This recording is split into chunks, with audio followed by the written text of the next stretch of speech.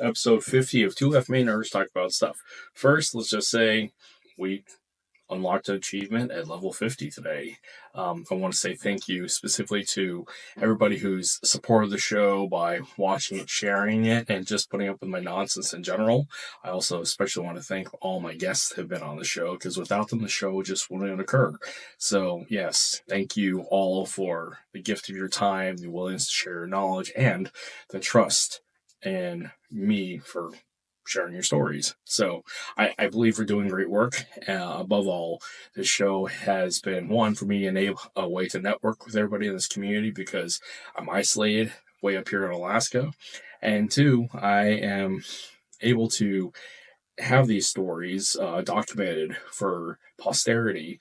And I believe the work that we're doing is beneficial, aside from what I'm doing with my degree. But yeah, again, everybody, thanks so much for supporting the show. And yeah, we're just getting started. So, episode 50. Have you ever heard of Juego Todo? Have you ever heard of professional Filipino stick fighting? If you haven't, let's talk about it today. I guess Ferdinand Munsayac, Lex Crisostomo, and his father Wesley are instrumental in bringing a professional stick fighting league to the United States. And also, it's been back in the Philippines for quite some time. But anyways, professional stick fighting, it's MMA with sticks. Who knew? It's pretty fucking cool. And yeah, I hope you guys enjoy their telling of it. It's a pretty cool conversation. And I really wish we had this when I was coming up fighting. I may talk about that a lot in the show, but it's great for being alive in 2025 today, because we have an opportunity to see a professional league, a professional stick fighting, and yeah, pretty fucking cool. Anyways, enjoy the show.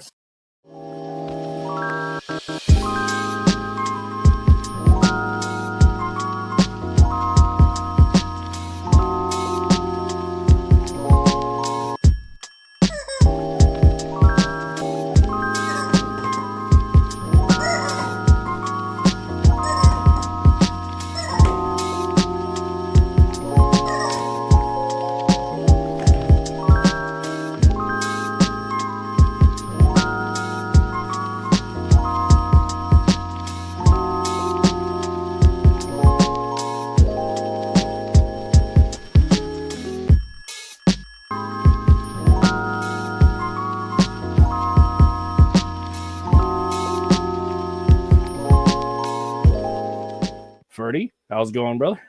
Hi, bro. Good morning, good morning from the Philippines. Nice. Let's get Lex on here too. Here we go. What's up, Lex? Hey, what's going on? Hey. So, we can get to a lot of things with the show. But for today, we're talking about professional stick fighting. So, more specifically, Juego Todo. So, as I talked offline about this, is that when I was fighting, man, I really wished stick fighting was a thing, at least for the competition scene. Because when I was fighting, when I was doing boxing, when I was doing taekwondo, doing the NASCA circuit, there really wasn't anything there and available, because where I was fighting at and everything, even the rapid Dos Pares stick fighting hadn't quite made it to certain areas. So with what you guys are doing now and today, especially with professional level production, this is pretty awesome. So yeah, my hat's off to you guys. But anyways, let's whoever wants to take the floor first, could we give a bit of a biographical of who you guys are, what you do, and what brings you here today? Let's start with Lex. Me? Okay. My name is Lex Crisostomo. I've been doing FMA for since I was 7. My background is in healthcare and law enforcement. I've been practicing, training, competing for a long time. I've been under the tutelage of Wesley Crisostomo, my father, and Walter Crisostomo. I grew up in FMA my entire life. They've pushed me to try other things, but no matter what, it just kept bringing me back because I kept finding overlap mean, you can only move so much in various ways, and the flow of FMA really stuck. And further down the line, after competing and seeing people like the Dog Brothers doing something where, yeah, they've been doing a lot of no holds barred kind of fighting. And Tatay told me about Kuya Ferdy that's been doing this MMA style version of Filipino martial arts. I was really intrigued because some Filipino martial arts, they experiment. They go outside of just the drills. They pressure test, which we think is absolutely necessary if you're going to learn a combat art like this. And many stuck to just point fighting or continuous, and they had all the extra gear and padded. When the gear comes off, you become more technical. You know, you start to pick and choose your shots. You're not as reckless as if you were fully geared up. And it overlapped with the way that Pinacate does things, or the Rosa de Cordes that I was brought up with. Yeah, and when Kuya Ferdy came on, he was kind enough to bring us on and allow us to share it with the U.S.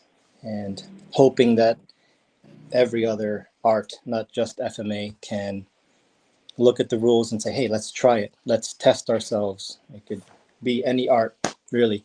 But it really is a platform for FMA to shine.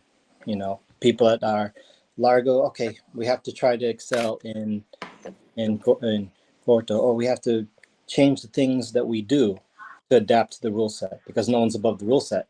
It's how you can adapt what you know and have learned within the confines of this rule set, right? It's just like any other tournament, but now instead of a ring out and then reset, you're in the cage. You're falling against the cage. You're going against. You're in it, and it's continuous, and that's the beauty of the art, for at least for us and the way that we train. And thank you again, Kuya Ferdy, for entrusting us to bring it over here to the USA. Oh, cool. Well, Kuya Ferdy, let me throw you up front. Okay. My name is Ferdinand Munsayac, named after the ex-president Ferdinand Marcos. So that's where the Ferdy comes from. I'm a retired U.S. Navy vet, 20 years.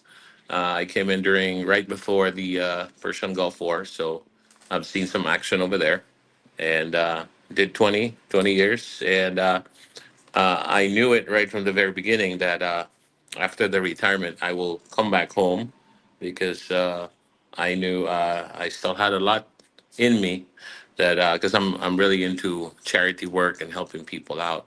But one of the first things that I love is also martial arts. So I've been a practitioner during my teenage years. And when I came back in 2008, I just took a little break. And then 2011, I started a boxing gym to help out with the because the problem here in the Philippines is there are a lot of skilled athletes, skilled fighters, but the problem is they need a platform.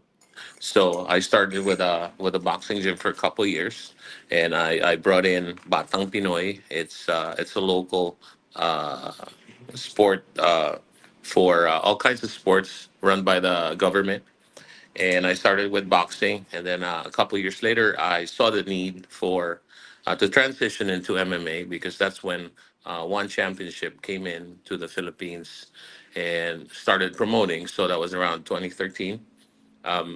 So I transitioned from boxing into MMA, and then it was the promotion is called UGB MMA, stands for Underground Battle MMA.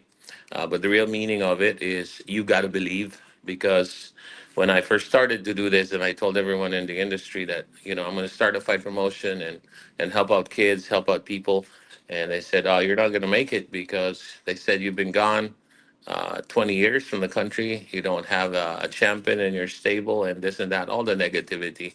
So that's what I really love is when you tell me I can't, then just wait a little bit and I'll show you how. So that's basically what UGB was all about. And we were able to bring in a lot of fighters to one championship and Brave Combat and even to the UFC.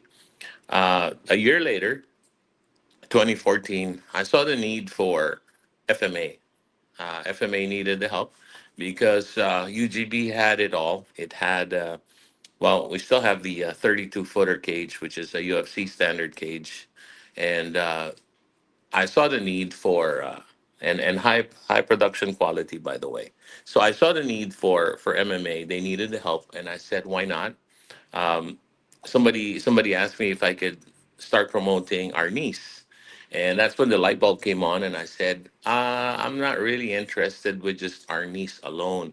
So that's when the light bulb came on, and I said, why don't I revolutionize FMA and bring it, bring the modern day mandirigma or the modern day Filipino fighter and bring him into the modern day arena, which is the cage. So basically, you can run, but you can't hide.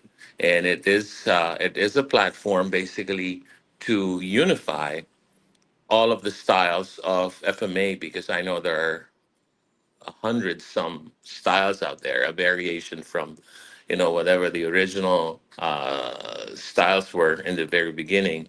And, basically just evolve it because I noticed that FMA is so great. You have it in the Hollywood fight scenes. It's also been adopted by the elite forces of the foreign military. But sad to say, here in the motherland, the existence of the maestros, the masters, senior masters, grandmasters, stuff like that, is hand to mouth. The existence is hand to mouth. And I believe that if you're a skilled person, which the FMAers are, the majority here are, they're poor. So it is not their fault, to be if they were born poor. But the only thing is there is no platform for them to actually showcase their skills, and that's when I said Juego Todo would be the perfect platform. So revolutionize it. That's why I call it. This is the evolution of FMA, and I have been. Uh,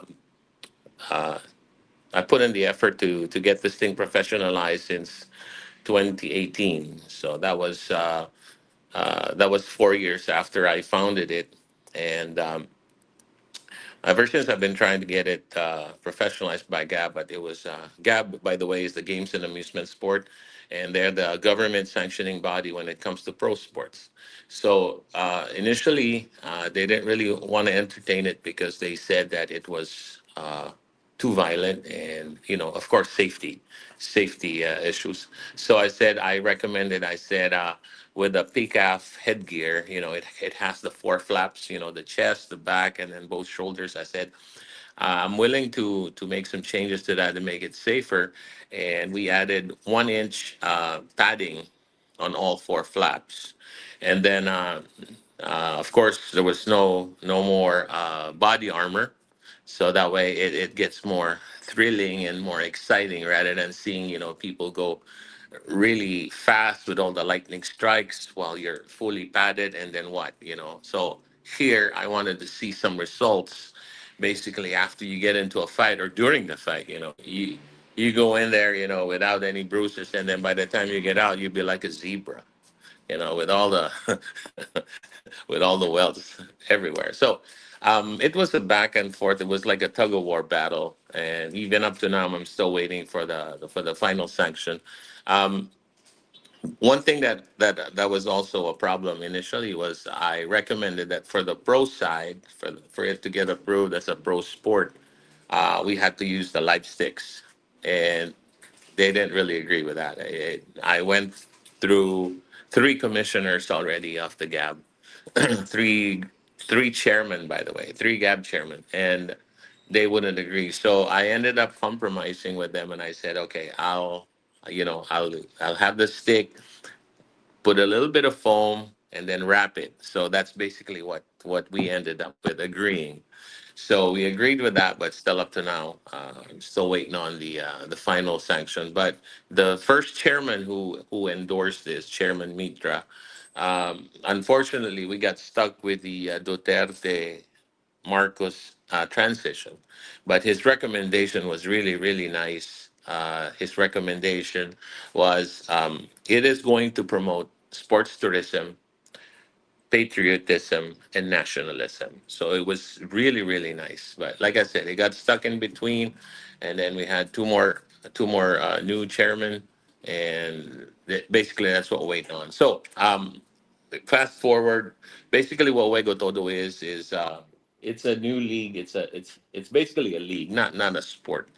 The league is aimed to unify all of the FMA styles because, uh, like I said, FMA is so great, but then unfortunately it didn't really prosper. There are a few reasons why. We can get into that later on, but just for the quick bio, that's where I'm at. Um, I've been promoting fights since 2011, and then I started the journey with MMA in 2013, FMA in 2014, and with all of those, we're about like 130 plus fights already that we have done so far. And with the advocacy in English is beating up poverty, but in Tagalog, I call this is the promotion ng mahirap na may pangarap. So basically, this we are in the sport of beating people up, beating each other up. So that's how I came up with the advocacy. So even up to now, we're still very active with it. And then hopefully with this new thing about Juego Todo, then hopefully it would open up a lot more eyes and a lot more minds, to get away from the crab mentality, and for the first time come up with a unified effort to where, like I said, you want to talk about our very own sport. It's just like when you hear the word taekwondo, first thing that comes up to your mind, Korea. You hear the word Muay Thai, Thailand. So here you hear the word Juego Todo, Matic, Philippines. So there you have it, guys. That's awesome. Some things to unpack there. So, what the barrier to entry and the resistance to get a Filipino fighting league by other Filipinos, by the government and whatnot. I mean, yeah, nothing more speaks about the problems of the crab mentality. Yeah, the crab mentality. Are we lagging a little bit? No, it's all good. It's good. Okay, so nothing speaks more about the crab mentality, about putting down something that would be beneficial for the culture and unique to the culture. However, with the success of that, I mean, that's a fighter's underdog. That's the underdog. I mean, that is the core. I mean, that's Rocky. That's any fighting movie that we grew up with. That is it, the underdog. And not to tout our own people, we've been underdogs for centuries. So why not own something that is our own and move forward and be successful? So yeah, Juego Todo is a perfect example of how to do that. I talk often about this podcast as part of my research for my degree, is that I talk about cultural bearing institutions, things that help keep the culture alive, revitalize it, how make it uniquely ours and new. And yeah, combat sports that's unique to our indigenous fighting methodologies and our culture. What a perfect platform. And honestly, like, combat sports embrace combat sports, and especially if the risk is real. Because I mean, I co-produced a small fight promotion up here in Alaska when I had my gym, and one of the benefits that we had up here is we're one of two states that doesn't have a fight commission, so we could get away with a lot of stuff. And I was trying so hard to get some form of FMA stick sparring or whatever into our fights, but I couldn't. We didn't have the population. The FMA population pretty much was nil. Outside of my gym, there really wasn't anybody doing FMA. So just the population alone created a problem. But the opportunity was there because we created our own promotion. And by creating your own promotion, that's awesome because you have that free reign. And I think now is the right time to do that, because it's already set in the mind of the general public for the consumption of this kind of media, the consumption of this type of sport, because what UFC did, what one championship is done. And this is where you see things like the Pillow Fighting League or the Bowhurst or the HEMA leagues, because like you want to talk about the armored fighting combat, like it's great for the European stuff, but for FMA, I mean, it's the next step, and it's uniquely ours. So that's awesome. Yeah. Thank you. So oh yeah, go ahead, Lex. Oh yeah, we got Biasachi pop up on the screen, and yeah, I messaged him earlier. I was like, "Oh, you're related to him." He was like, "Yeah."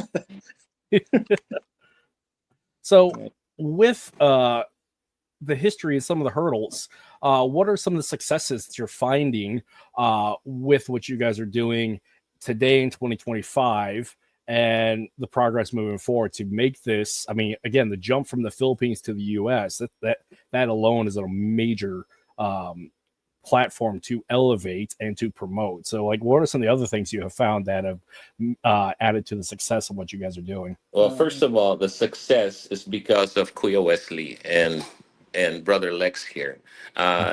Just to give you a bit of history as far as how this all began, connecting and basically how this all started.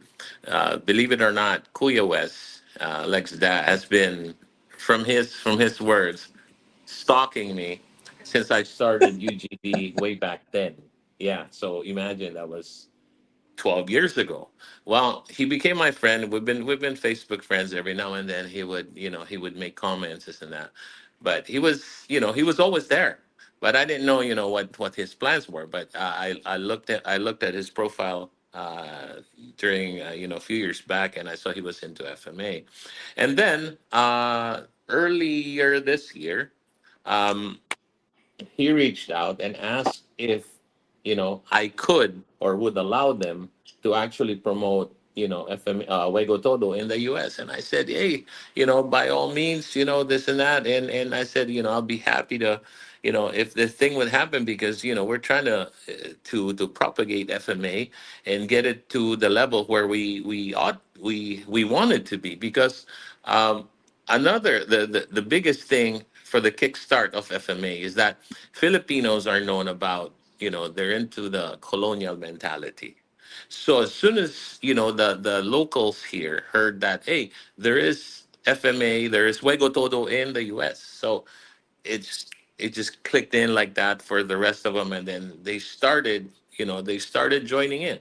And when I first started with Juego Todo way back, I couldn't even get FMAers to join. So I didn't have much of a choice but to bring in MMA fighters. And I just got to do what I got to do.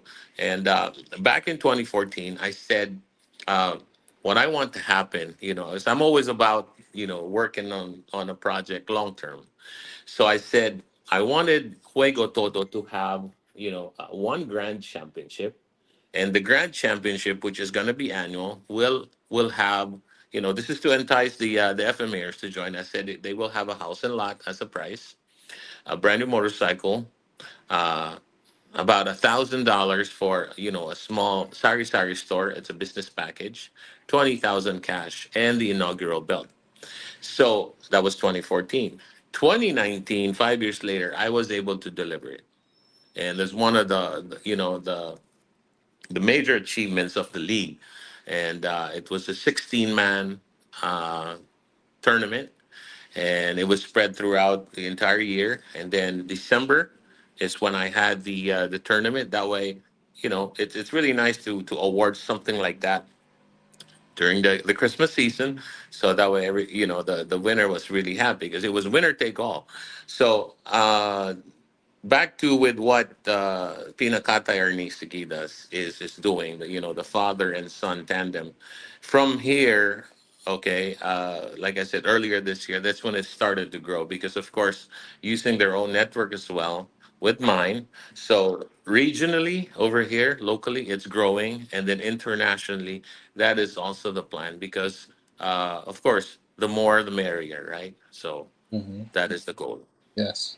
So thank you to Kuya West and Bro Lex here, who are very, very active and believe in what I have in mind and what I have in my heart. Can I add some to that? Oh, you got center stage. Go for it, man. Awesome. Okay, so me and Tata and our group are in a unique position here because we are the only FMA, to my knowledge, that has done Kennedy Center performances, Smithsonian, White House performances, NBA halftime. We did a lot of events here in the DMV area for a very long time, and a project like this allows us to tap back into those networks again, outside of just regular annual demonstrations and recruitment. Again, we're on a smaller side. We're a more niche school, and the things that he's doing over there in Juego Todo, the way that it's done overlaps with some of the things that we do in terms of training. And again, we're at the early stages bringing it back up again. So now bringing more FMA people and encouraging those who at first glance don't want to do it, maybe they'll warm up to it the more that they're exposed to it here.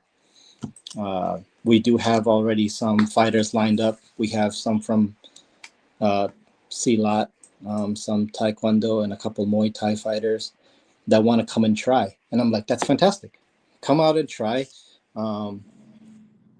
Get out of your comfort zone. That's one of the biggest things. People get too comfortable training or we'll joke around like, oh, we're not just clicking sticks. We want to hit the person behind the stick. Or we don't want to play too much like mono because, well, we can play tag like this all day long. But once you get behind it, that's where the real fight is. And Kuya Ferdi, in this format, this cage, it pits you there. There's no more running anymore. You can run around, but I mean, there's only so much you can do. So again, this is allowing us to tap back into those networks. I did a lot of performances throughout the DMV area with the colleges. They have Filipino clubs at Maryland, GMU, Towson, UMBC, and we were I was part of a group called FIND also. So I did, FIND is a Filipino Intercollegiate Networking Dialogue. I don't know where they are now, but I was part of this group, and it went all the way up to UConn, all the way down to I think D7, which was like West Virginia, North Carolina-ish. So I did a lot of bouncing around, and it's allowing me to tap back in to these networks. I don't know who's running the show in each of these schools now, but it allows us to also re-educate the youth in school now who don't know they have a national sport. I think it's basketball. They think it's boxing. Manny Pacquiao coming out of retirement again to to come back and chase something else. And again, this is re-educating. Not only do they have an art, they can be part of history as a new type of fight league enters the U.S. Not only that, they may have an opportunity to go fight back home. So now it should be reigniting a spark or a fire within them, like that Filipino side in them, that that grit that, hey, I want to go and I want to try myself, test myself. I don't care win or lose, I'm leaving on the mat, that's the hunger that I want to push out here. And I'm just very excited. So it's good to tell. That's awesome. So like a constant thing I bring up in this show, because again, this is the show, and FMA is more than just the fighting aspect. I mean, it is the means of which we defend our liberty and have in the past from colonialization, invasion, social change. But a big part of that also is cultural revitalization. So like the paradox that we run into as a formerly colonized people trying to deal with today and the identity today of all the multiple hats that we deal with is this balance between preservation of culture, living in the present day, and then creating something beautiful, unique, and new, and that's elevated and enlightened. And I want to talk about like cultural bearing institutions like combat sports, and I mean using FMA as a vehicle for that, for both revitalizing the indigenous culture while paying respect to like the reality of we've been colonized, but we also deal with like what's new and what's awesome, what's uniquely ours. I mean, it's a perfect platform. and looking at the dynamic between classic martial arts, I'll put it this way, like cultural martial arts versus combat sports. There is this interesting dynamic and overlap between the two, but I find when getting into like fighting, the combat sports athletes, they're already there. They're down to fight. They're already doing the thing. And so I see a lot of the overlap of, you got mixed martial artists, combat sports athletes that are more readily to experiment and do new and interesting forms of combat athletics. So that's cool. Trying to bridge that to the other side from the cultural artist background to the combat side. I mean, that's a universal issue with regardless of what ethnic martial art, but warming people up with a different evolution of it is, I guess it is the process. And I mean, the benefit of what WECAF and PCAF had done is like they introduced a national league and the international league of saying what it could be, but like the common critique, especially here in the West, is like it's not real enough. It's not violent enough. The risk isn't real enough. And by removing the armor and going with more of a mixed martial arts approach, it's a language that Westerners already speak, who are already the leading driving force for combat sports. So like the risk is real. The danger of actual injury is real. And therefore the aliveness is infused once again into FMA. Yeah. So yeah, that's awesome. And I wish this stuff was around. I wish it, when I was still fighting, I had this available. So yeah, that's awesome. We should do like a podcaster versus podcaster kind of deal. Yeah. But like, talk about networks though. So like, you're focused on the East Coast and being a West Coast boy, and especially dealing with the Pac Northwest, like there is a huge Filipino fighting presence, combat sports presence in the PWAS. They're like the Pacific Northwest. Like my coach Belton Lubas, leading combat sports coach in the Pacific Northwest, and like that tagging in with everybody that's there, like that is a huge body of athletes you guys could draw from and promote, because that would be, I'm more than happy to come down to Seattle and get some, because I mean I'm down there often as it is anyway. So yeah. That's something to consider. Belton. I follow him on social. He's doing a lot of great work. Oh yeah. I'd love to break bread with him. If you bring him on or whatnot, it'll be great. Absolutely. So a couple other questions about Juego Todo. So there is the FMA history of Juego Todo, as in like the death matches back in the turn of the century, and now reclaiming it and turning it into something different. I wonder if that's part of the resistance back home about like the idea of, again, there is this viewpoint of the criminality involved with FMA and that crab pot mentality and misunderstanding. I wonder with what you guys are doing, if that's changing the mentality of that older, like people who put a critique and remember, some of them in living memory, remember some of these death matches from back in the day versus what you guys are doing today. Can you speak a little bit on that? Yeah, sure. Like we said, we're trying to reclaim and establish what's truly ours. We talk about the culture, the tradition, the indigenous art, which is totally ours. Now, this is not just about the sport alone, but the advocacy behind Juego Todo is basically to uplift the quality of life of our FMAers. Because why? The only lucky FMAers that I see are those who were able to get out of the country. They were petitioned by their children.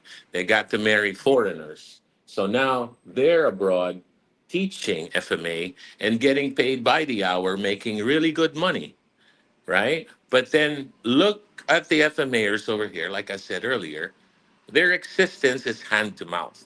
And that is not fair. I believe, I say it again, if you're a skilled individual, there's no reason for you to die poor. So Juego Todo is not just about all the fighting and whatever people just have in their mind that, oh, it's too violent, this and that. No, there's more to it, because now Juego Todo gives the FMAer the opportunity to better himself, financially, This is the reason why for the championships, for the, when they get to the pro level, this is the kind of prizes that we're going to be giving out. Now, even at the amateur level, way back in 2019, that wasn't a pro level fight. That was just amateur. But look what I was able to do. I'm just by myself. Now, can you imagine when I have like, this is what makes me really happy now. 2025, I do have the father and son tandem, in the East Coast, who really sees through what I have in mind and what I have in my heart. So aside from these kind of prices, we are also going to have a scholarship for the younger generation, to where there is a program, of course, that they would have to follow, and it would earn them a fighter scholarship to where they get trained, and then eventually they get to fight abroad. So can you imagine a regular Filipino kid, a regular Filipino teenager? He pours everything into this, and then next thing you know, he'll be fighting in Juego Todo US. He'll be fighting in Juego Todo Egypt. He'll be fighting in Juego Todo Korea, stuff like that, because it's growing, right? So these kids are gonna have a better future because now everything that they do. Because the ultimate goal for me here, as the founder of Juego Todo, is put the FMA on a pedestal where they belong, where Mm-hmm. you guys belong. Because I believe, like I said, FMA is so great that nobody has been really paying much attention and giving it uh, the focus that we need here to actually put them to where they belong. So that is my goal, and that is my plan. That is the vision. So aside from that, we do, like I mentioned earlier, the older FMAers here, when they pass, you'll see on social media that their relatives are asking for donations so they can bury the master, the grandmaster. Bro, that's very sad. We're in a status like this to where you have really great warriors, and then when they pass, they don't even have the money to bury you know, Mm-hmm. the dead. So where's the respect? Where's the care? Right? So this is the reason why. Here's also another thing: is once Juego Todo gets professionalized, I firmly believe, I won't be carrying this logo behind me. It won't be UGB anymore, right? I will be carrying the Philippine flag, right? So if and when that happens, it will be a lot easier to get sponsorships. So when it comes to stuff like this, there will be a death benefit for the masters on up. Okay, that way when they pass, then they won't, as long as they're members of the Juego Todo uh, group, Juego Todo PH, then these guys are gonna get the death benefit because they're poor. Okay. Another thing, annually, I would also like to do a Juego Todo Hall of Fame.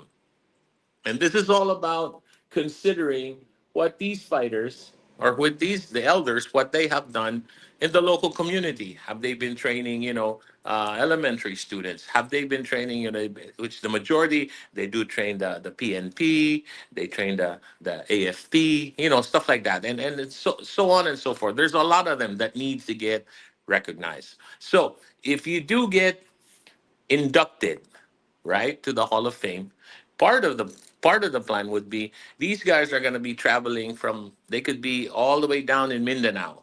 So transportation, airfare is going to be free. Okay. I'll get a big prestigious hotel here in Manila to sponsor the event, right? Because this is honoring our cultural gems, our natural treasures. So hotel, food, accommodation will also be free. Okay. And it's going to be an annual uh,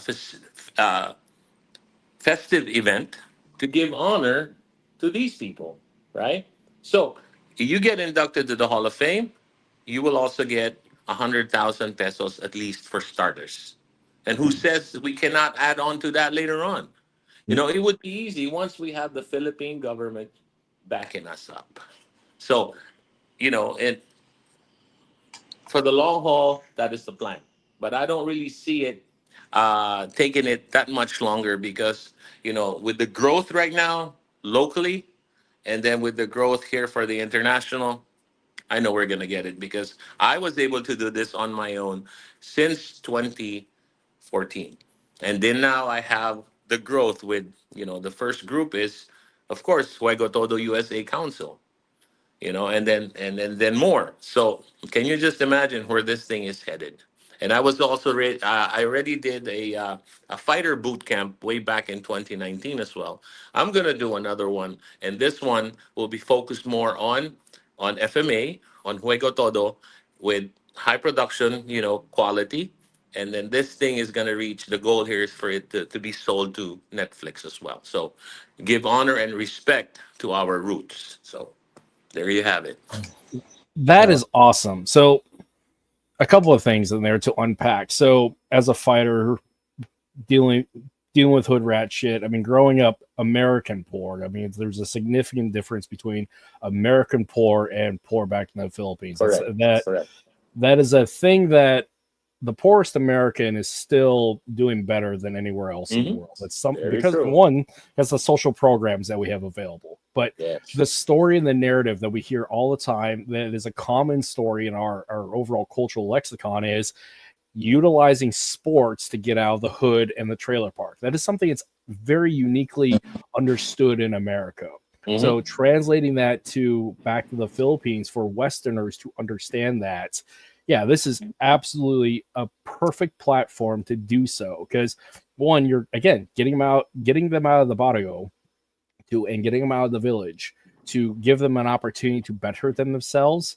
Why not celebrate that? Because that's a language combat sports athletes already know. That is something that is so ingrained in our culture here in the US that I am very aware of. So the support of that, I can see that happening, especially with revitalization of the Phil-Am or the Phil diaspora outside of the motherland, where they understand, like, let's raise up the culture, and we can do this with sports and the scholarship. The thing that I wonder is, what sort of private public partnerships do you have with the Philippine government and NGOs or nonprofit organizations? Because I don't know how that works back in the Philippines. I know somewhat of how nonprofits work here in the US because I've been part of them, but I wonder if that can actually help fill up some of the gap of the funding and some of that infrastructure. You're absolutely right, bro. But the first step to that would be, as soon as we go professional and it becomes the first pro hybrid FMA league in Philippine history. I say that a lot because next month, by June 12th, the Philippine Republic will be 126 years old. And up to now, we don't even have one to our name that is a professional sport. So we are going to make history here. So the biggest and the easiest step is, once we get professionalized, then we can have all of these big businesses to sponsor what we do, because now all of a sudden they're all gonna ride the bandwagon. Oh, this is sariling atin, this is our very own. So next thing you know, here they are supporting this. But I don't really mind, because that's really the goal. So if and when that happens, then we will be helping out a lot of people, a lot of athletes, right? But then, so as of the moment, I am doing it the hard way, which is talking to friends, talking to businesses, talking to LGUs. And right now, I believe Cebu will be the very first province that could help us out with this, because, there are a lot of Visayans, a lot of Cebuano martial artists, FMAers, I mean. So we are gonna be doing a press con in Cebu, hopefully late June or early July. And Cebu City and Bogo City have expressed the interest to actually launch something there, with their support. So uh, I I could easily do that, and that is the goal. And actually, there will be more, because once they see it, and with today's social media, the internet, this is going to spread like wildfire. And then, Kuya West and Lex are gonna be doing their own thing. August 9th, they have their first event in the US as well. So this is gonna be like wildfire, bro. I could already see it happening very, very soon. The hardest That's part is, like, just like anything else, when you start something up, that's the hardest part. totally understandable. So one thing before I jump over to Lex. So a couple of opportunities that I see with Cebu, because I'm going to be in Cebu in November for GM Bobby Tabuato's Balintawak World Camp. And actually, as I understand, like this is a gathering of all the remaining OGs at Balintawak are going to be there. So I mean, I wonder if there's a partnership you guys can do with that. And I also know the PTK East Asian Conference is also going to be taking place in early November. There, I think in either Cebu or in Negros. So like they're FMA and the Basayas absolutely like the place. So I mean, there's definite opportunity there. And also another one, talk about like public-private partnerships, where you see again a lot of the cultural revitalization of indigenous practices and creating this new culture. Where I find is it's in the music scene, where you have the rise of flip hop, with you got people like Talilo Marfil, Ruby Ibarra, Moro Beats. Like this is something that I wonder if you guys could tap in with them as well to like have like the music preference or presence to help like network, and on top of all that, like have performances there, and on top of all, like Talilo himself does a lot of fundraising with the nonprofit that he runs and organizes, especially dealing with at-risk youth and in poverty, and helping with that community as it is anyway. So like he's a good resource to tap into and just following that path. But jumping over to Lex, like the stuff that you guys are doing on the East Coast here in the US, what are some of the major like projects moving forward? Like Ferdy had talked about, you guys have an event in August. I saw on social media there was a big fight camp with people like Sachi and who else was there? Errol was there, and I think Mike Dijek was there. So like what are some of the stuff you guys are doing on the East Coast? So first, I'm gonna shout out the council members that are actually helping. It's not just me and Tata. These folks have been putting in a lot of work behind the scenes, and while it's new, it's not like we're dishing out millions of dollars to everybody. No, their time, their patience, and their passion is what they're helping us with, and they all got their own things going on. The first one is Dean, who's helped us with the other podcasts and stuff. He's been kind enough to let us use FMA discussion in that network to at least disseminate some information to the public, because he knows people way more than us small folk individually don't know. We have two people on the West Coast. We have Felix Royles and Michael Clark. Our MMA guy here on the East Coast is Joshua Peters. He's the one that you probably saw in those videos that Jim is Combat Principles MMA. June Calicasan of Bias Tres Manos. He's here up in Baltimore. And of course, Sachi, our cook and super photographer, and person of many skills. Also want to shout out, you said Mike Dijek. He is our first ambassador here on the East Coast. Migrant Heritage Commission has been our cultural branch and has been our partner for the past 20 plus years, doing those events I was talking about earlier, US Mint, White House, all these Asian festivals throughout the area, spreading the word of FMA. And as far as projects go, we have been doing those workshops, more of educating the public first. That first workshop wasn't that big. A lot of the feedback that we got were, it's too much contact. We wanted to do the drills, but I don't want to get hit in the head, or it hurts. And well, this is a combat sport and that's expected, but some people just aren't willing to cross that bridge yet. So hopefully with more of these workshops and education, they'll jump back into it. One of the Juego Todo Philippine council members was the 14. What is GM Rene? 14. Yeah, he's what in his 60s, and he's ready to go. He's like, hey, come on, 63. in your 60s range, let's go fight. Like, that's that fire that we're trying to ignite with some of these folks that are here on the East Coast. They train, they do the drills, and man, do they look pretty. It looks fantastic. Now apply it, make it work, pressure it, give your students that opportunity to grow too, That's the burden of most teachers, right? Burden of most teachers is I'm as good as I'm going to get, and I'm going to bring you up as high as I can get. My challenge is I'm going to use me bringing you up to challenge myself in my own weaknesses. So we're uplifting each other inevitably, right? So for us, we're trying to, as we're moving forward, hold more workshops and kind of follow some of the models that Kuya Ferdi has already put in place. Hey, we might want a USA fight camp.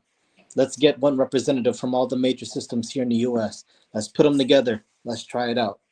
You know, there's different avenues we can try to explore to give people that platform that you're speaking of, right? We have the resources here, and the more that we can establish this, the more we can send back, the more we can help back home. That exchange rate is already a big thing. So the more this explodes, like I said, the more we can help them. And we already know Kuya Ferdi's plan is to help uplift and commemorate those that have already passed.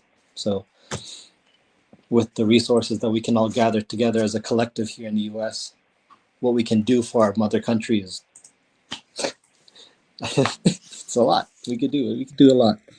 Yeah.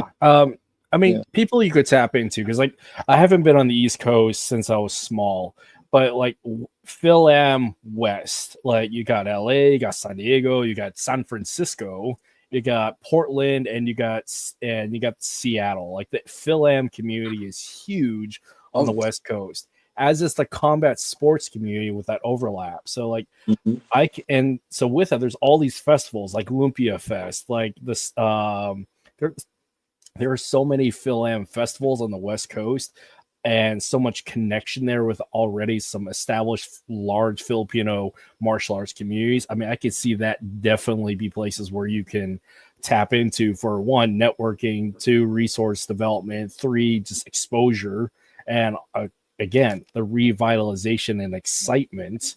Because on top of all that, Phil Am, the Phil diaspora, I've used this term, I'm coining this for academia, the FIDM, it's a Filipino diaspora Indigipino decolonization mindset movement. They're hungry for this as it is anyways. So why not? And yeah, what you guys are doing is amazing. On top of all that, with the doing a burial fundraiser and a fund like that, I mean, what better way to give back to our forefathers? And there's other leagues that do that anyways, so why not? And and also like chasing the big purse like that. Again, combat sports athletes know this because we chase the big purse. That's how we get paid, professionally being punching bags. So why not do that from the Filipino aspect with FMA?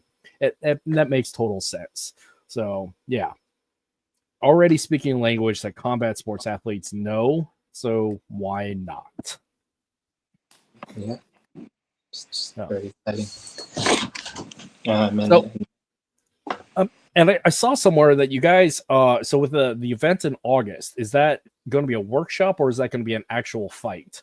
Oh, it's okay. So it's going to be a showcase. Right now, because it's new, there's no clear commission as where we would fit under. So with that being said, we've invited some commissioners to to attend the event so they can see based on what already exists, do we fit under? And one of our council members also is good on the commission side, so he would know how to create our own here in the US if by any chance it gets rejected by the ones that are already existing here. So at least we're taking steps in both directions, just in case one fizzles out. The ball's already rolling in the other direction. As for the event, this is our 13th annual event. So we've been holding an East Coast gathering for the past 13 years, inviting FMAers from north, south, east, west to come in, showcase their stuff, giving them the floor and opportunity to expose the martial artists here on this side of the country to what other arts are out there. You get to learn a little bit more of something that's outside your comfort zone. You get to bring more questions to your table and see if you have answers for them. And you get to test what you have with people you don't know. So we're that's how that overlap is, like providing a format to give them a chance to try out their skills, see what they've learned, whether it's been 1 year, 1 month, 1 day to 20 years, you know. And some things work for some people, some things don't work for others. Again, for the event, in the daytime between 12 and 4 will be instructionals. So the event page will have it listed out, but I'll say it. So the first person that's going to be coming up, it will be Mike Dijek. He's going to be teaching doble baston to takedowns. Right? I mean, he's very, very he flows very well. Next we'll have Jim Felix, solo baston to takedown. So people are now already off the bat. I'm going to learn a skill, and then I'm going to get them to the floor each time. Oh, okay, wow. So by the end of each instructor, I know how to put them on the ground, whether it's 2 or 1. Then the third person will be Joshua Peters. He'll be doing some Muay Thai and some BJJ. And now people are putting the pieces together. From doble, oh, can I punch? No, I'm going to treat this like blades. Okay, so if I treat it like blades, that means I can't hold the other side. Okay, solo baston. Oh, I can switch hands now. I can still punch, I can kick. Oh, now my stick, now my helmet is gone, my stick is gone. Can I still apply the same things I just learned to take down? So now piecing it all together, the people that attend are going to be immersed in what we're trying to show in the evening. Now they understand it. At least this is what we're trying to do, right? You participate in it, and then you get to see what it actually looks like in the evening. So between 12 and 4, you're learning. Between 5 and 9, now you have the showcase. For those who can't attend during the daytime, at least they can attend the showcase in the evening and still see how it plays out. We're going to have a couple of BJJ matches, a couple of Muay Thai matches, so people can see, oh, they're punching, they're kicking, oh, they're grappling. Oh, but then where's the Eskrima? Where's the Arnis? Where's the Kali? Oh, okay. As soon as those matches are done, then the main showcase. Now they see Juego Todo. Oh, the double sticks. Oh, they take down. Oh, yeah, they did the takedowns earlier. Oh, they did double sticks. Oh, he kicked them in the chest. You know. Oh, they're adding the kicking that they did earlier, and so people are connecting the dots throughout the day into the exhibition. And what's great about this is that we're infusing that cultural part. Our cultural arm, MHC, we've done Tinikling, Singkil, Pantango Sailao, Sasabanko, all these different dances. Now I can kind of inject them in there as intermissions. So people are seeing the cultural part about it. Oh, some arts do, we do triangle steps. Oh, well, we don't do triangles. We do Tinikling. Oh, we're still moving the feet, right? We're still going in those motions, but we just don't say, oh, it's just a triangle. So there's other things within these cultural dances that it's like capoeira, right? They hide it within the motions, and some people just overlook it, or they don't pay attention to it, or it's not important to them. They just view it differently, which is fine. But now they're seeing the combat aspect and the cultural significance as to why it should be connected together. And so it's not just a show, it's an experience for everyone that's attending. Awesome. Well, it looks like your Tatai just jumped in, so I'm going to throw him up here as well. He's in his car. How's it? Well, welcome to the conversation. We've been singing your praise, and it's a pleasure to meet your acquaintance here, sir. We've been talking about the efforts that all present have been doing to get Juego Todo up and going back in the Philippines and also here in the U.S. And what I'm understanding is you are absolutely paramount in making this happen. As Kuya Ferdi was saying, you stalking him for several years to make this happen. It's a fun and interesting little anecdote. So yes, welcome, sir. For my audience, since you guys are new to my podcast, could you introduce yourself and explain how you came about to bringing Juego Todo to the USA? Thank you, Mr. Kurt, for this opportunity, for having us here. And Ferdy, hope everything is all right with you there. Early morning, I guess. And Lex, you're in Maryland. I'm in Arizona. And first of all, I want to apologize. My schedule was 4:30, and then we moved it up somehow. But just like Mr. Kurt, I have logistical problems, so I have to catch up. So yeah, uh, my name is Wesley Crisostomo. Uh, I have been following UGB Ferdi Munsayac in Philippines. All his action, not everything, but whenever I have a chance, I follow what he does, and he has all these activities. And then it's just what do you call this? Um right there, I can tell that this is what I want. He doesn't know me personally, and I don't know him personally. But then this is what I want because I've been teaching uh, Philippine martial arts, our own particular, and they call it system or style, but it's just an art, and it matches with what he wants. Because we were here in the U.S. for a good 15 years and over, and we're trying to disseminate. And there's a lot of frustrations that I encountered, that I felt. I encountered a lot of negativities and drama and politics and all that. So I said, I'm not gonna play with their rules, with their game. I just go on my own. So luckily, I have Lexi, who I beat up all the time to learn, and we were able to go into institutions that, as far as I know, and everybody knows, they were the only ones representing the Philippines in those big, I would say, venues. There's Smithsonian and the Kennedy Center and everywhere else. And we are associated with the Migrant Heritage Foundation.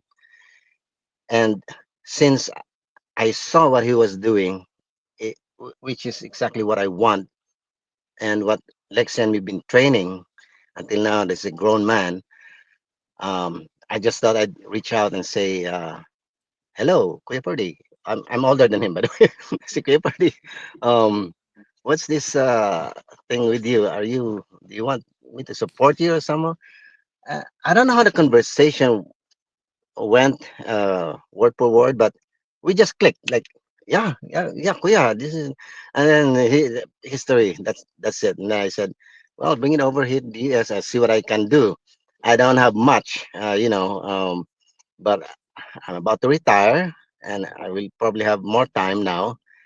And Lexi said, Dad, are you sure we can do this? I said, I'm not sure we can do this, but we will do this. We have Freddy's format and everything else. Yes, his support. We will do what we can here, and that's it. We took the format over here, and now we are gaining grounds. It's spreading like fire, and we're ready for anything that comes our way. And again, with everything that we do here, we always refer to Kuya Ferdi. I could calling you Kuya to Ferdi, for approval and blessing. So that's how we took Juego Todo into the US. We turned Juego Todo USA because there's Juego Todo Philippines. It's a format that brings everybody, whatever your style, whatever your drama, whatever your politics is, excuse me, brings everybody in one arena, and it's there where they show what they really know because there are claims, there are real good people that don't have the chance to show their skills, even here in America. And this is open to all. For me, I don't care um, what backgrounds you have. Just come and enjoy. This is fun, and this is for the Filipino martial arts. This is for the Philippines, for the Pinoy. Yeah. So that's about it.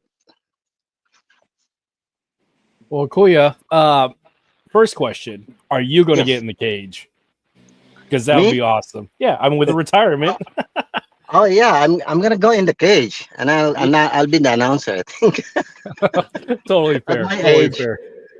at my age, I could probably beat people my age too, but I wouldn't dare youngsters. They're quick. They're good. Their stamina is better. I may have an ace here up my sleeves, but it's not. I'm not there to uh, promote myself. I'm Yeah. there to promote them. I'm there to promote Juego Todo. This is for them. In fact, Lexi, this kid here, always tells me, "Dad, go, you be in front. You go talk to people." I said, "No, I just want to be in the background."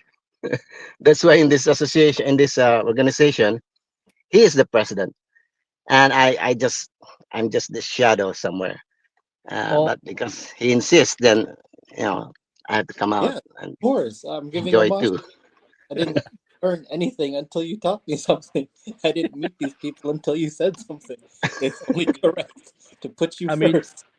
Jiu-Jitsu has a gentleman's masters league, so why not for Juego Todo?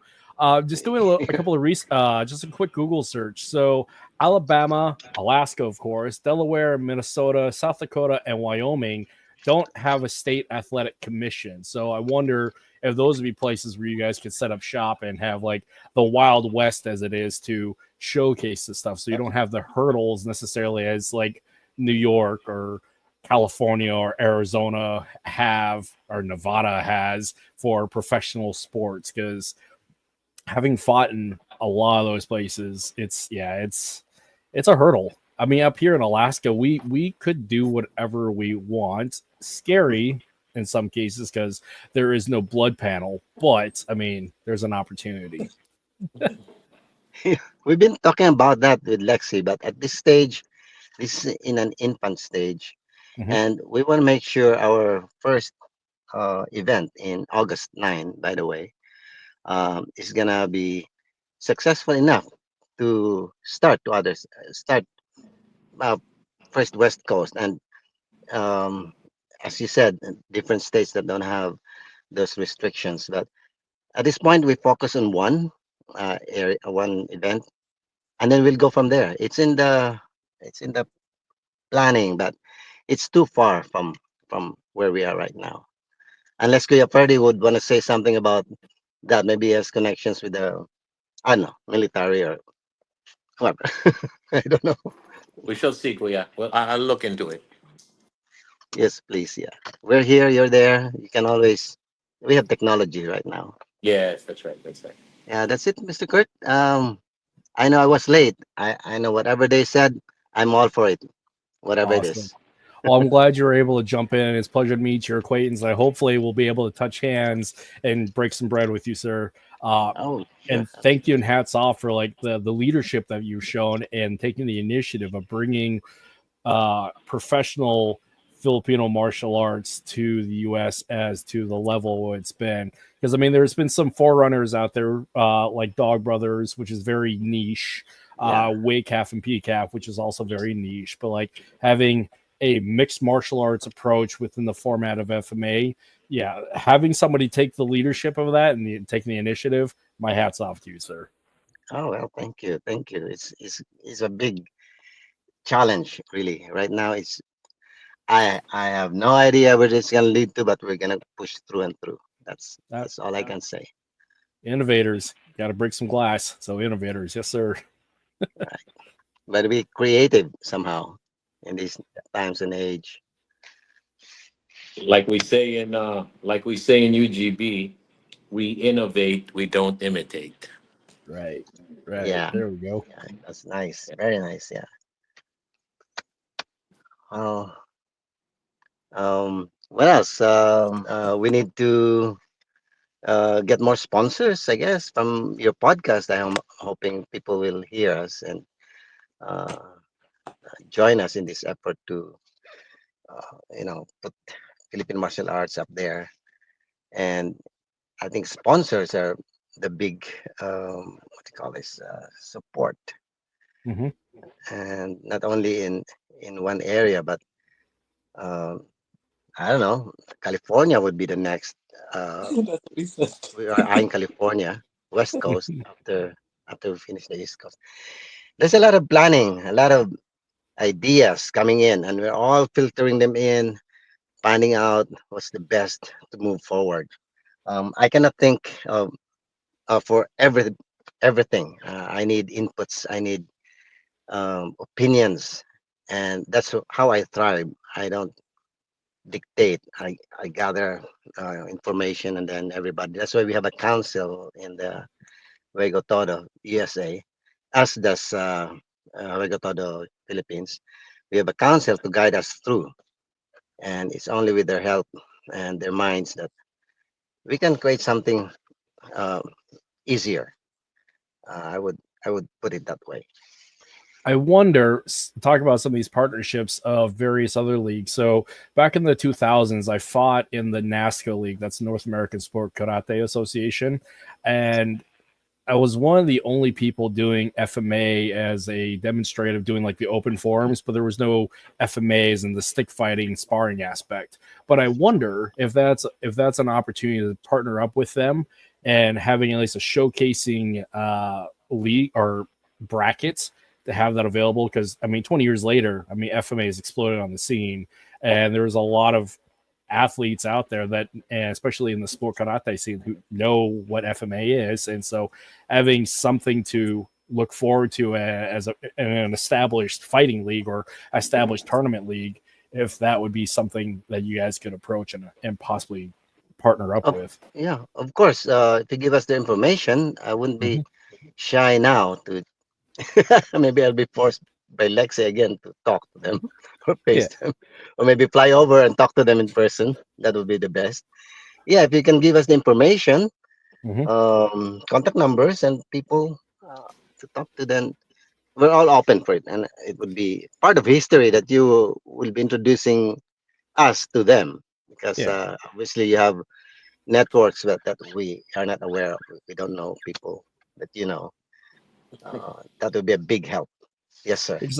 Because I know like Team Paul Mitchell, which I mean they have Team Paul Mitchell Dance, Team Paul Mitchell Martial Arts. Like Team Paul Mitchell is a huge sponsor of just athletics in general. My experience has been with them through the martial arts, especially through NASCA. So that's already an established like fundraising and sponsorship opportunity. Whether the point of contacts, that's something you have to look into, but that's something that's already established out there, and I can imagine that they might be able to back this as well, or at least give it a good look at, because like they love showcasing athletics and dance as well. So like that's an option. Oh, And absolutely. With your recommendation, yes. Well, whoever your friends are will be our friends too. Yeah, we'll look into that. yeah, Cool. any resources you can send our way that you think that might help us Yeah. collectively, that's fantastic. Thank you so much. Yeah. More than happy to help. So, with that, like, what are some of the other things that you guys want to bring? Actually, let's go back a little bit. With Juego Todo as a competitive combat sports league, what is some of the rules and formats as to how you guys approach each round? What's the breakdown of each round and in its totality? I'll have Kuya Ferdy explain that in totality. Okay. He's more into that. He's the one who created the format, and yeah, he'll be able to explain it fully. Okay. So first round, basically, this is uh, the time frame here is pretty much just like MMA. So for the adults, it's 3 rounds, 3 minutes each. Okay, and basically for the first round, it's going to be doble baston,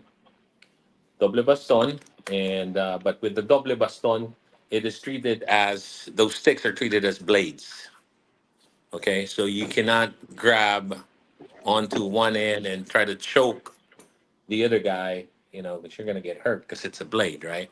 So, but then with that, you do have knee strikes, kicks, takedowns, and what do you call that? Sweeps. Now, on the second round, it goes solo baston. So it transitions from 2 sticks now to 1 stick. That 1 stick, it frees up one hand. So that hand can use elbows, punches, Again, knees, kicks, sweeps, and takedowns. For round two, the stick is used as a stick.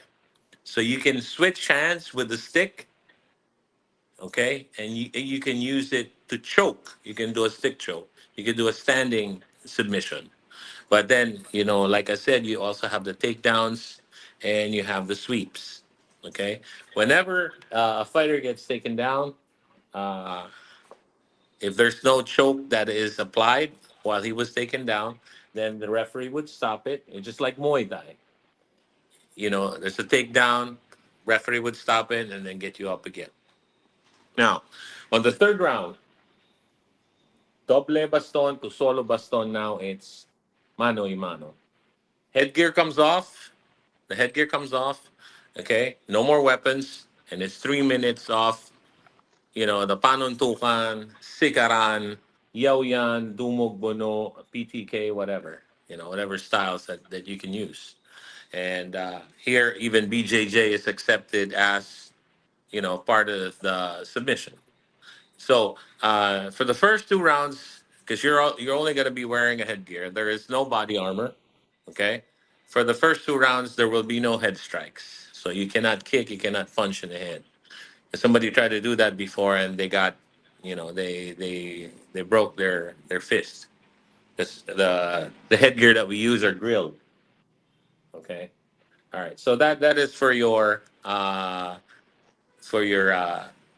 competition without the non-title matches. Now, if we go with the title matches, it goes 5 rounds, 5 minutes each. The first two rounds would be doble baston. Rounds 3 and 4 would be solo baston, and on the third round you go mano y mano. On the fifth round, for the females though, it goes here. We try to modify it for the females. The female will wear the headgear and a breastplate. They will always wear the breastplate. Again, for safety reasons, it's okay. And then the stick that we're going to be using will be the ones that were initially approved by the GAB. By the way, the color of the stick would distinguish whether it's an amateur bout or a professional bout. The professional bout will have the black headgear and the black sticks and the black breastplate. The amateur, just like over here, you'll have the blue and the red headgears, and then the blue and the red breastplate, and then with the gloves as well, blue and the red. For the pro, like I said, it's all black with the tribal design. It's something very new. It's something really neat looking, and with the Juego Todo logo on the chest. Yeah, and all of these are going to be available through Juego Todo PH. So for the females, back to the females, it's 3 minutes, 2 rounds. No, sorry, 2 minutes, 3 rounds. It's always 3 rounds, but the time is shorter just because they're for the females, right? So it transitions doble baston, solo baston, and then mano y mano. And it's basically the same thing for the children, for the minor 17 on and below. The only thing that's going to be added on for the kids, they're going to be wearing the arm guard and the leg guard. That's what's added to it. And then on the third round for the mano y mano, there will be no head strikes. There will be no ground and pound because, like I said, kids. So later on, as this sport gets accepted and welcomed properly here in the Philippines, then it would be a lot easier just to change or add on, to modify the rules later on a little bit. Because as of now, they're scared over here. They're scared that it might be too brutal, it might be too violent. So that's the reason why, even with the sticks, I had to give in with what they were asking to wear. Okay, even at the pro, it's a thicker stick, but it has just a little bit of foam, and it is also wrapped in black. So that's what we have as of the moment. That makes a lot of sense because one of my critiques of combats. Actually, no, let me back that up. So your guys' format reminds me of K1 back in the day, where it had different rounds did different things. So that format works, and it's already in the mindset and lexicon of people in combat sports. And honestly, why not? Because it showcases the different levels of skill in its totality. So that's cool as a exhibition, and then leading as a professional league. Yeah, that's awesome. I think that'll be really, one, it's really fun to watch, as it is anyways. And two, like it like I said, it shows the different skills and capability unique of different styles, because again, different styles use different tools, but universality of it is the human frame and the principles and combat rule sets. Now, what one of the major critiques that I've had from a Westerner's perspective about Filipino martial arts elevating and making that more of a approachable, to reach the status of like a uniform, universally accepted kind of thing, is one, it's been stuck in a certain level of, it's a niche cultural art that's exotic and very emphasized on the very traditional viewpoint of it.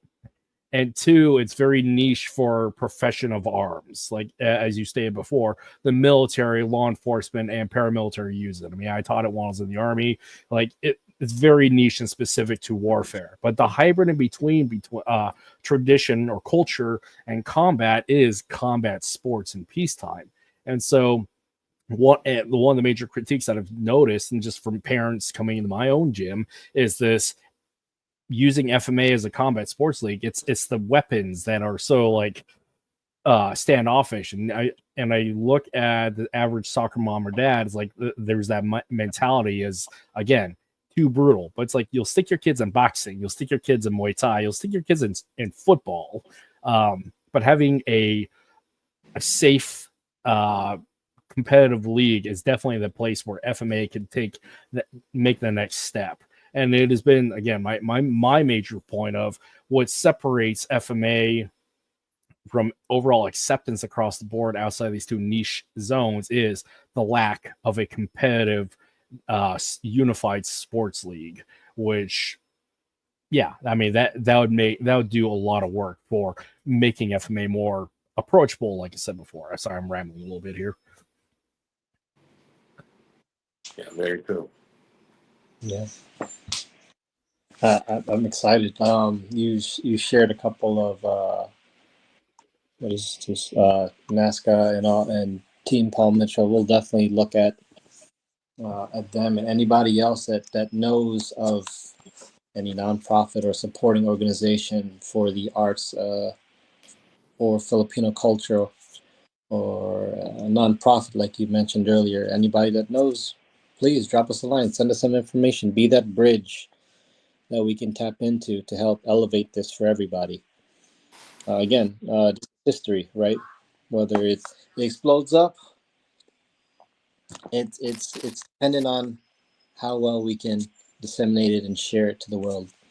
I mean, it's not just the U.S. It's already, where is it? Where else, Ferdy? It's another. It's seeds. Yeah, Like, you have Egypt, India, Italy, Korea, China, yeah. So it's all about, developing each and every one of them and make sure that everything is standard as far as how we do things. And next thing you know, it's going to be the world. So big plans, if like I always say, if you don't dream big enough, then where people laugh at you, then that dream ain't worth it. So I always believe in that. That's how UGB started, and I'm gonna do the same thing to Juego Todo. We're gonna do it now. So now I have more help. I mean, it's a carryover from, I mean, tying back into being a veteran, like, take the initiative there, Sergeant. Take the initiative there, Chief. Yeah. So, yeah, why not? Because, I mean, the great phrases that from our culture, starting with, fuck it, why not? Let's go. So, yeah, I am in full support, and whatever I can do to help, I'm more than happy to do so. Thank you, bro. Before I forget, I just wanted to add, for Juego Todo, we are not allowed for the first 2 rounds. We are not allowed to use the butt end of the stick. So the sungkit is not allowed. The puño, like they call it, is also not allowed. So of course that shit's deadly. So yeah, there's none of that. There's none of that. And then of course the norm, you can't hit the back of the head. No hitting of the groin area. none of the orifices, It'll be stuff quick like fire. that. So no 12 to 6, no behind the Yes, ears, standard yes, yes, MMA. Check. That yes, makes yes. sense. Basically, yes. Yeah. Well, again, having a format that's uniformed like that, that's approachable and well produced, that makes a lot of sense. And again, for a consumer, and especially somebody who wants to come in and watch a fight, as you know, you've been to smokers where it's clearly this is really seedy, and then you see things like the UFC and the One Championship, and where I find that the success is, again, have a great card, but the production value is a major part of that success, and uniformity is definitely on that. Is a foundational principle for that kind of success. So the fact you guys have a standard format that's repeatable, explainable, I believe that this will be really well received. So I just also want to add one more thing. You know how I mentioned earlier that we're gonna have annually we're gonna have a grand championship, right? With all of these big prices. To add on to that, there is going to be a lower level kind of championship, and I call it Hari ng Latayan. Basically, lata is the welts that you're gonna get out of this match, Yeah, right? yeah. So Harina Latayan is gonna be a lower level one, but this one has the last. It's 10 man, last man standing concept. Okay, to where on this fight it's only gonna be for 3 rounds, but all doble baston. No MMA side on it. It's all doble baston. 3 rounds, 1 minute each. So you know very well that as soon as they clash, they're gonna be like spiders. When they fight on the stick on the first round, because you only got 1 minute. So they go at it, okay, and then the winner, or well, first of all, the very first guy who's gonna fight, I'm gonna get to pick, right, and then whoever wins, he picks out of the 8 that are lined up, and then it continues till the last Ooh, man standing, and then the price would be approximately around $2,000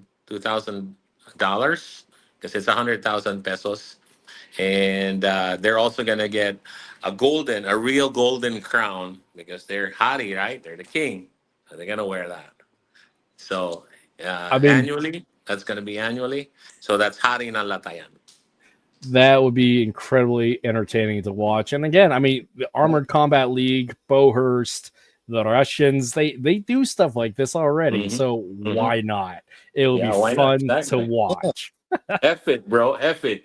Yeah, let's go. Let's go. Yeah.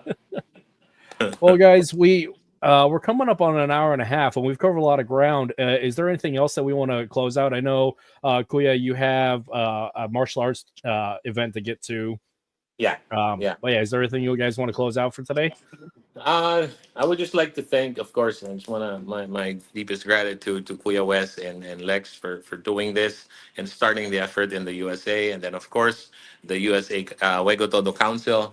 Dean, Josh, June, Felix. Yeah, that's them, and Sachi, by the way. Mm. Yeah. So hats off to these guys for believing and trusting with what I had in mind.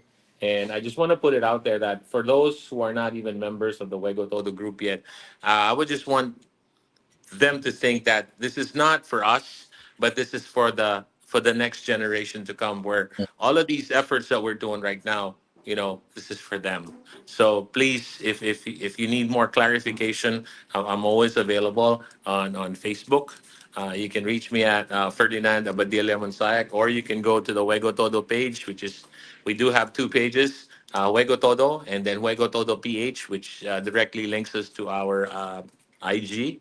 So I will be more than happy to explain what this is all about and where we're headed with this. This is not for us, but this is for the entire FMA community, to where we find our meaning in life, which is this is to propagate and elevate FMA and give these guys, especially the ones here in the motherland, the right opportunity, right? To where they can get acknowledged, they can get recognized, and they can make a better future for what they have Yeah. currently. So thank you, bro, Kurt, for the opportunity, and for Kuya Wes and Lex for continuously, doing what they're doing right now to help me out with these efforts.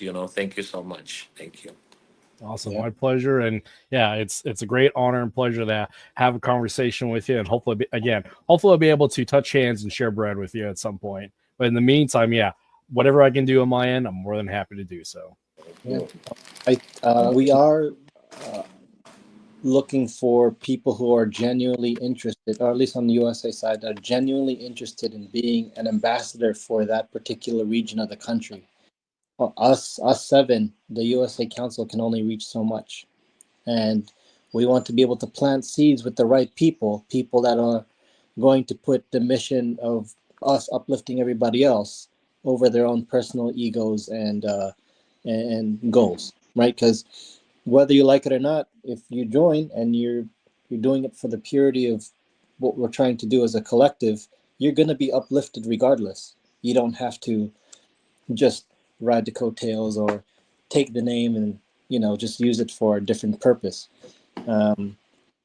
We want to make sure that the people that join in are genuinely going to do what the mission is: uplift, promote, preserve, promote, propagate FMA in a sports setting that everyone can enjoy. That's an awesome mission, and I'm fully supportive of it. And I wish you guys the best of luck. And like I said, if there's anything aside that I can do practically, you guys are always welcome on the podcast. And I would love to see where you guys are moving forward. And I'm happy to stream stuff. I'm happy just to see this because, again, this is exciting. And man, I wish this was around when I was fighting. So yeah, let's go. Yeah, gonna go play with the right people in the right places, and people with strong voices here. We can do a lot of good, for sure. Thank you so much. Yeah, no worries. Well, I'm going to drop everybody down. I'm going to say our goodbyes and my outro. If you guys want to hang out in the lobby for a couple of seconds, we can do our AAR afterwards. And yeah, just hang out for a moment. Cool. Do it. All right. Thank you guys. 1 second. Well, everybody, that is one of the cooler topics I brought up on this podcast is dealing with combat sports.